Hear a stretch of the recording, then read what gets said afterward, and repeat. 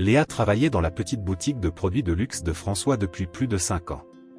Toujours dévouée et honnête, elle a gagné la confiance et le respect de ses clients réguliers. Mais ce matin-là, tout allait changer. La sonnette de la porte tinta, annonçant l'entrée d'un homme grand et costaud à l'air arrogant et à l'expression dédaigneuse. Il s'agissait de Pierre, un client influent connu pour son comportement abusif. « Bonjour, monsieur. Comment puis-je vous aider aujourd'hui ?» demanda Léa avec un sourire professionnel, même si intérieurement elle était déjà inquiète. Pierre renifla, ignorant le salut et passant devant elle, se dirigeant vers les articles les plus chers du magasin. Il sortit de la vitrine une montre en or et regarda Léa avec dédain. « Je veux que cette montre soit emballée. Maintenant, ordonna-t-il, sans même établir un contact visuel. « Bien sûr, monsieur.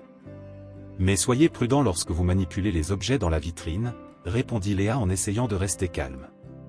Pierre, à bout de patience, rejeta avec force la montre sur le comptoir, brisant presque le verre. « Vous êtes là pour me servir, pas pour me commander. » Léa inspira profondément, essayant de garder son sang-froid. « Monsieur, si vous ne pouvez pas traiter le personnel avec respect, je devrais vous demander de partir. » François, le propriétaire du magasin, a entendu la dispute et a quitté son bureau. « Que se passe-t-il ici ? Votre employé insolent a refusé de me servir. » cria Pierre en pointant un doigt accusateur vers Léa. François regardait Léa avec une expression sombre. « Léa, dans mon bureau, maintenant. » À l'intérieur du bureau, François ne perd pas de temps. « Léa, tu sais qui est Pierre. C'est un client important. On ne peut pas se permettre de le perdre. » François, il était viol. « Je ne peux pas accepter ce genre de comportement, » a expliqué Léa, tentant de justifier son attitude. « Ce n'est pas grave. Vous êtes viré. Faites vos valises et partez immédiatement. » Léa sentit son cœur se serrer, mais elle garda la tête haute. « C'est bon, François. Je vais chercher mes affaires. » En sortant du magasin, Léa rencontre son ami d'enfance, Antoine, qui passe par là. « Léa ? Que s'est-il passé ? Tu as l'air désemparée. »« J'ai été viré, » a avoué Léa, la voix tremblante d'émotion. Antoine fronça les sourcils. « Vicié ? Mais pourquoi ? J'ai refusé de servir Pierre. Il était impoli et abusif, et François a décidé que j'avais tort. » Antoine posa sa main sur l'épaule de Léa, pour la réconforter. « Ne t'inquiète pas, Léa. On va te trouver un nouvel emploi. Je vais t'aider. » Léa sourit, un peu soulagée de la présence d'Antoine. « Merci, Antoine. Tu sais toujours comment me faire sentir mieux. » Le lendemain matin, Léa se réveille avec un sentiment d'agitation. Lorsqu'il ouvrit le rideau du salon, il remarqua une voiture noire garée de l'autre côté de la rue. C'était un véhicule qu'elle n'avait jamais vu auparavant, et il ne semblait pas à sa place dans son quartier calme. Léa appelle immédiatement Antoine. « Antoine, il y a une voiture suspecte garée devant chez moi. Je ne sais pas quoi faire. »« J'arrive, » répondit Antoine sans hésiter. Quelques minutes plus tard, Antoine arriva et ensemble ils s'approchèrent prudemment de la voiture. En regardant par les fenêtres, ils remarquèrent qu'il était vide, mais sur la banquette arrière il y avait un dossier rempli de documents. « Antoine, regarde ça », dit Léa en désignant le dossier. Antoine ouvrit la portière de la voiture, qui était déverrouillée, et prit le dossier. En le feuilletant, ses yeux s'écarquillèrent. Ce sont des documents compromettants sur Pierre. Il est impliqué dans quelque chose de bien plus dangereux qu'on ne l'imaginait. Léa sentit un frisson lui parcourir le dos. Nous devons en savoir plus à ce sujet. Nous ne pouvons pas laisser les choses ainsi. Je suis d'accord, dit Antoine. Nous allons enquêter davantage sur Pierre. Mais nous devons être prudents. Cela pourrait être très dangereux. Alors Léa et Antoine décident de se lancer dans cette enquête, bien décidés à découvrir la vérité sur Pierre et ses sombres secrets. L'intrigue commençait tout juste à se dérouler et ils savaient qu'ils seraient confrontés à de nombreux défis. Le lendemain matin, Léa et Antoine décident de retourner au magasin où Léa avait travaillé, à la recherche de plus d'informations sur Pierre. L'établissement, une élégante boutique située au centre de la petite ville, semblait calme au premier abord. Cependant, Léa savait que, derrière cette apparente tranquillité, se cachait une série de secrets et de peurs. Lorsqu'ils sont entrés, ils ont été accueillis par Marion, une collègue de Léa, qui était occupée à ranger quelques vêtements. « Bonjour Marion », commença Léa avec un sourire forcé. « Avez-vous une minute ?» Marion regarda autour d'elle, s'assurant que François, le patron, n'était pas là, et hocha la tête. « Bien sûr, Léa. De quoi as-tu besoin ?» Léa échangea un regard inquiet avec Antoine avant de poursuivre. « Il faut qu'on parle de Pierre. Savez-vous quelque chose sur lui ? Quelque chose qui puisse nous aider à comprendre ce qui se passe ?» Marion hésita, visiblement mal à l'aise avec le sujet.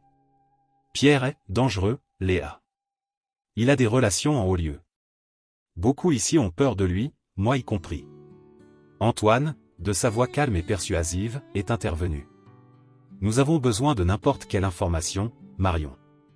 Tout pourrait être utile. » Marion soupira, regardant à nouveau autour d'elle avant de parler à voix basse. « J'ai entendu des rumeurs selon lesquelles il serait impliqué dans des transactions louches, voire criminelles. Certains employés ont déjà eu des ennuis pour avoir tenté de s'opposer à lui. Vous feriez mieux d'être prudent. » Cette révélation a rendu Léa et Antoine encore plus déterminés à découvrir la vérité. Ils remercièrent Marion et quittèrent le magasin, discutant de leurs prochaines actions. Cette nuit-là, alors que Léa essayait de se détendre chez elle, le téléphone sonna.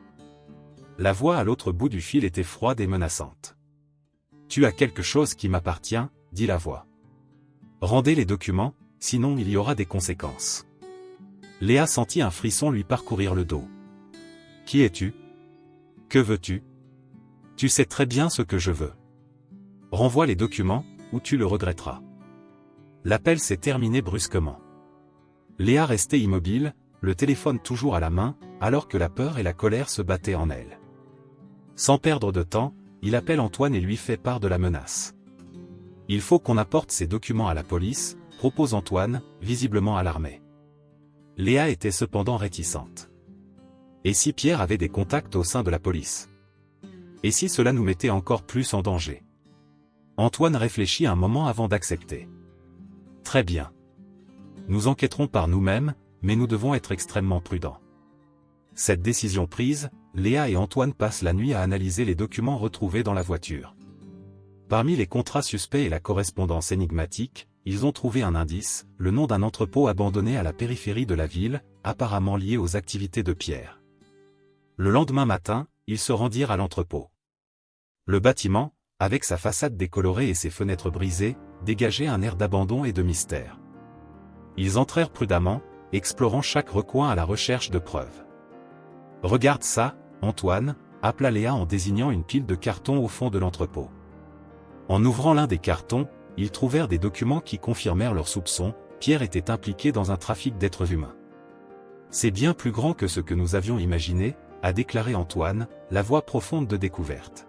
« Nous devons sortir d'ici et porter ça à la police. » Cependant, avant qu'ils aient pu bouger, ils entendirent des pas lourds approcher.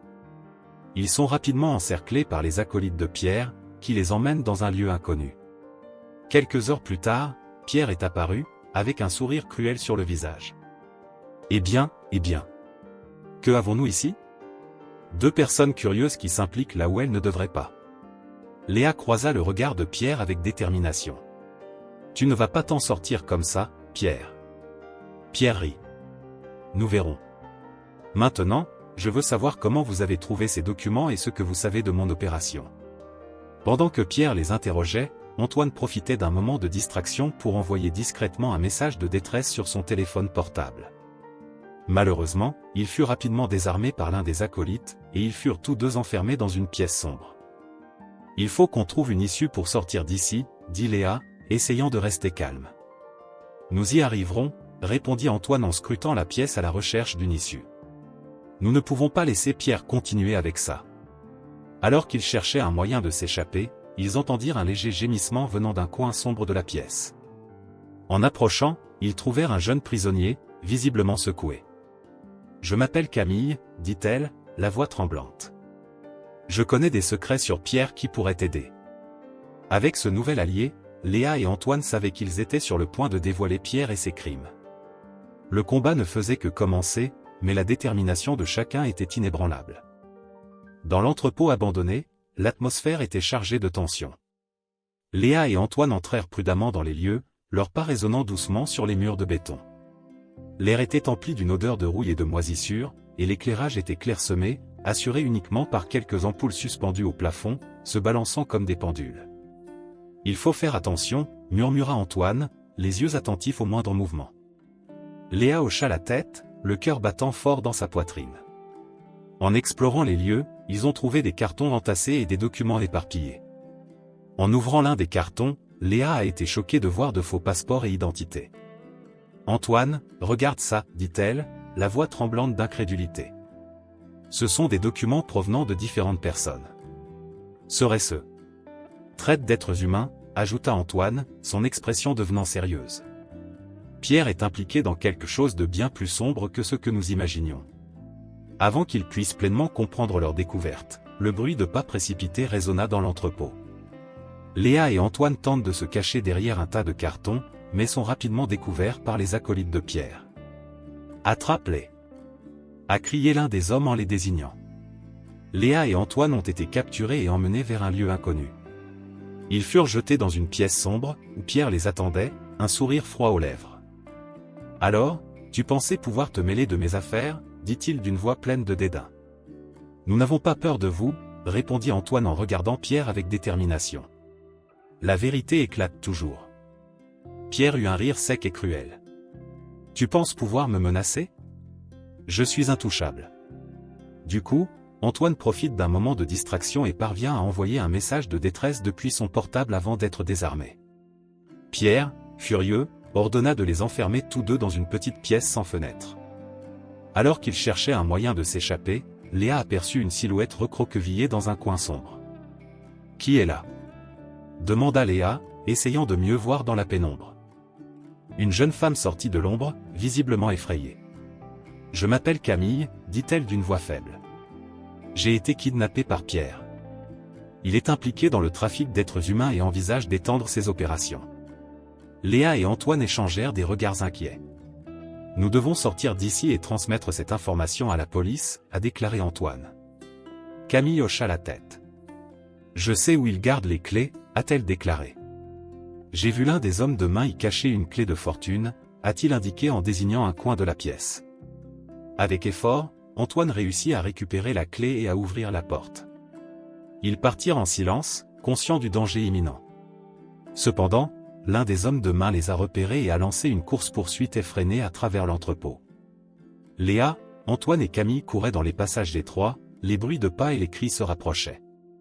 Dans un moment de désespoir, ils se sont cachés dans un camion. « Espérons que ça marche », dit Antoine en fermant la porte du camion. À sa grande surprise, l'un des hommes de main est monté dans le camion et a commencé à conduire. Avec fracas, le camion entre en collision avec un poteau, et tandis que les acolytes se remettent du choc, Léa, Antoine et Camille en profitent pour s'enfuir. « Vite, par ici !» cria Camille en indiquant une sortie latérale. Les trois ont couru vers la liberté, le cœur battant à tout rompre. Ils ont trouvé un endroit sur où se cacher et planifier leurs prochaines étapes. « Nous devons transmettre ces preuves à la police », a déclaré Léa, la voix ferme. « Mais il faut être prudent. Pierre a des contacts partout. » Antoine était d'accord. « On va obtenir justice, Léa. On ne va pas laisser Pierre impuni. » Avec une détermination renouvelée, Léa, Antoine et Camille se préparent au combat à venir, conscients que le combat pour la vérité et la justice sera long et ardu. Camille, les yeux remplis de larmes, commença à raconter sa douloureuse histoire. « J'ai été kidnappée il y a des mois. Pierre m'a promis un travail décent, mais quand je suis arrivé ici, j'ai découvert que ce n'était qu'un piège. Il m'a forcé à travailler pour lui, et quand j'ai refusé, j'ai été enfermé et menacé, dit-il. » Révéla-t-il, d'une voix tremblante. Léa et Antoine échangèrent des regards inquiets, conscients de la gravité de la situation. Antoine, essayant de calmer Camille, dit « Nous allons la sortir d'ici. Il faut réfléchir à un plan d'évasion rapide avant qu'il revienne. » Léa commença à examiner la pièce à la recherche de quelque chose qui pourrait servir à s'échapper. Ses yeux trouvèrent un petit tournevis rouillé dans un coin. « Ça pourrait faire l'affaire », marmonna-t-elle en ramassant l'outil de fortune. En travaillant ensemble, Léa, Antoine et Camille parviennent à dévisser la serrure de la porte. L'adrénaline coula dans leurs veines alors qu'ils ouvraient lentement la porte, s'assurant que le couloir était vide. Allez, dépêche-toi, murmura Antoine en ouvrant la marche. Alors qu'ils avançaient dans l'entrepôt, le bruit des pas des hommes de pierre résonnait étrangement sur les murs. Il faut être rapide et silencieux, prévient Léa. Ils se déplaçaient avec prudence, mais le destin ne semblait pas être de leur côté. L'un des hommes de main les a repérés et a crié, ils s'enfuient. Attrapez-les. Une course-poursuite effrénée commença. Léa, Antoine et Camille couraient désespérément dans les couloirs de l'entrepôt, évitant les obstacles et tentant de perdre les sbires. Là-bas, a crié Camille en désignant un camion garé. Cachons-nous à l'intérieur. Les trois hommes ont couru vers le camion et se sont faufilés à l'arrière, espérant que les voyous passeraient sans les voir. Cependant, l'un des acolytes est entré dans le camion et, sans remarquer leur présence, a démarré le moteur. Le véhicule s'est mis en mouvement, les faisant sortir de l'entrepôt. « Attendez !» crie Antoine alors que le camion prend de la vitesse. Soudain, le camion est entré violemment en collision avec un poteau, projetant tout le monde en avant. L'impact a été brutal, mais il savait que c'était l'occasion idéale de s'échapper. Les hommes de main toujours abasourdis par la collision, Léa, Antoine et Camille sont rapidement sortis du camion et ont couru vers la sécurité d'une ruelle voisine. « Il faut qu'on trouve un endroit sûr où se cacher », dit Léa, haletante. Antoine, toujours perspicace, propose « Allons chez moi. C'est l'endroit le plus sûr que je connaisse et personne ne nous cherchera là-bas. » Ils couraient dans les rues étroites de la ville, essayant de rester hors de vue. Lorsqu'ils arrivèrent enfin chez Antoine, ils entrèrent rapidement et verrouillèrent la porte derrière eux. « Nous sommes en sécurité pour l'instant, » dit Antoine en essayant de reprendre son souffle. Camille, encore tremblante de peur, la remercia, « Merci de m'avoir sauvé. Je ne sais pas ce qui serait arrivé sans toi. » Léa, d'un air déterminé, répond, « On ne va pas laisser Pierre s'en sortir. Il faut apporter toutes les preuves dont on dispose à la police. » Antoine est d'accord, mais exprime son inquiétude, « Ce ne sera pas facile. Pierre a des contacts puissants. Nous devons être intelligents dans la façon dont nous procédons. » Camille, faisant preuve d'une force surprenante, suggéra, « Et si on cherchait quelqu'un en dehors de la police, quelqu'un qui puisse dénoncer publiquement Pierre ?» Léa et Antoine échangèrent un regard, réfléchissant à l'idée. « C'est peut-être notre meilleure chance, » a déclaré Léa. « Mais nous avons besoin d'un plan bien pensé. Nous ne pouvons pas commettre d'erreur. » Ils ont passé la nuit à élaborer une stratégie, conscients que leur vie était en jeu. La détermination de Léa et Antoine, combinée aux informations cruciales de Camille, forme une puissante alliance contre Pierre. L'aube a apporté un nouvel espoir. Ils savaient qu'à partir de ce moment, chaque étape serait cruciale. Avec un courage renouvelé, les trois étaient prêts à affronter Pierre et à démanteler son réseau de crimes, rendant justice à tous ceux qui avaient souffert de ses mains. Léa, Antoine et Camille, épuisés et encore sous le choc des récents événements, décident de se cacher dans la maison d'Antoine. La petite résidence, située dans un quartier calme, leur semblait être un havre de paix alors qu'ils planifiaient leurs prochaines étapes. Lorsqu'ils entrèrent dans la maison, Antoine verrouilla la porte et ferma tous les rideaux. « Il faut réfléchir calmement, » dit Antoine en essayant de rester calme. « Nous ne pouvons pas agir de manière impulsive. » Léa regarda Camille, visiblement effrayée et fatiguée. La jeune femme pouvait à peine se tenir debout après cette fuite intense. « Camille, ça va ?» a demandé Léa, inquiète.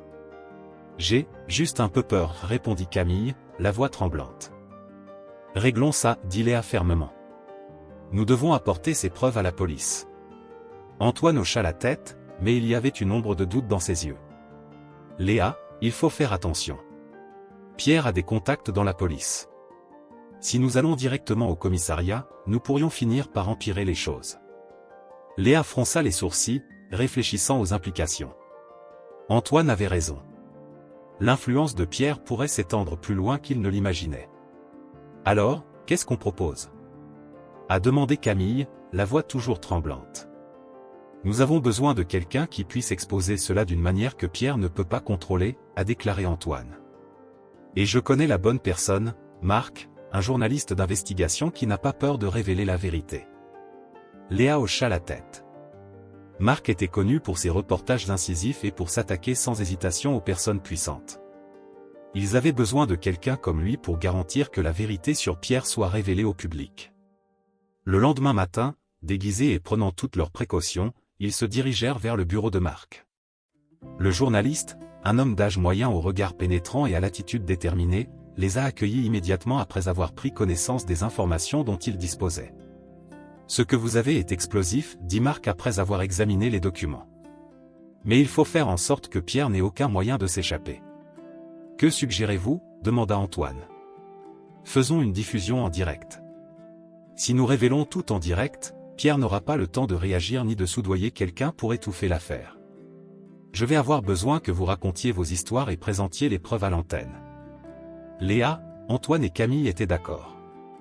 C'était un pari risqué, mais cela semblait être la meilleure chance d'assurer que Pierre soit traduit en justice.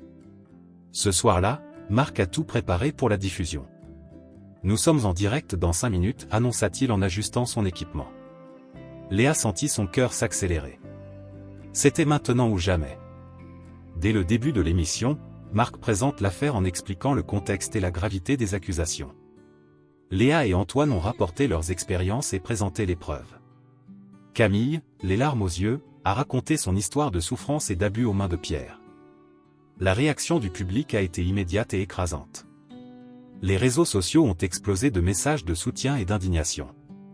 La pression sur les autorités s'est rapidement accrue et, lors d'une opération surprise, d'honnêtes policiers, qui regardaient l'émission, ont organisé une action pour arrêter Pierre. Quelques heures plus tard, Pierre a été capturé et placé en garde à vue.